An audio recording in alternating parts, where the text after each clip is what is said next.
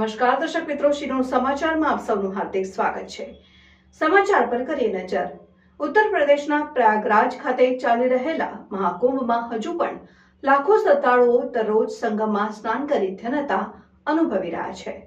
ઉત્તર પ્રદેશના પ્રયાગરાજ ખાતે ચાલી રહેલા મહાકુંભમાં હજુ પણ લાખો શ્રદ્ધાળુઓ દરરોજ સંગમમાં સ્નાન કરી ધન્યતા અનુભવી રહ્યા છે।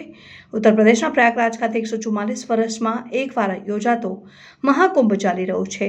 સમગ્ર દેશમાંથી કરોડો શ્રદ્ધાળુઓ તેમજ અન્ય દેશોમાંથી પણ મોટી સંખ્યામાં શ્રદ્ધાળુઓ પ્રયાગરાજ મહાકુંભ પહોંચી રહ્યા છે। મહાકુંભના પ્રથમ દિવસથી જ ભક્તોની ભારે ભીડ જોવા મળી રહી છે, જેને લઈને ઉત્તર પ્રદેશ સરકાર અને વહીવટીતંત્ર દ્વારા શ્રદ્ધાળુઓની સુવિધા માટે વિશેષ વ્યવસ્થા કરવામાં આવી રહી છે। ત્યારે શિનોરના નિલેશ મહારાજ સાથે લગભગ 7 ભૂદેવો અને 48 યજમાનોએ સંગમમાં સ્નાન કરી ધન્યતા અનુભવી હતી। બ્યુરો રિપોર્ટ, શિનોર સમાચાર ન્યૂઝ, ઉત્તર પ્રદેશ, પ્રયાગરાજ।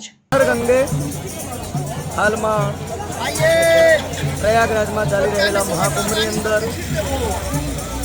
ભારત વર્ષમાંથી જ નહીં પરંતુ સમગ્ર વિશ્વમાંથી કરોડોની સંખ્યામાં ભક્તો આવે છે। સંતો, મહંતો, નાગા સાધુઓ, વિરક્ત સંતો પધારે છે અને નિત્ય ત્રિવેણીમાં સ્નાન કરે છે। આજે છેલ્લા 2 કે 3 દિવસ બાકી રહ્યા છે, છતાં પણ પબ્લિકની શ્રદ્ધામાં કોઈ ઘટાડો દેખાતો નથી અને ઉત્તર પ્રદેશની સરકારે સાફ સફાઈની ઉપર એટલું બધું ધ્યાન રાખ્યું છે કે રોજના કરોડો ભક્તો આવતા હોવા છતાં પણ જરાય ક્યાંય તમને ગંદકી દેખાતી નથી।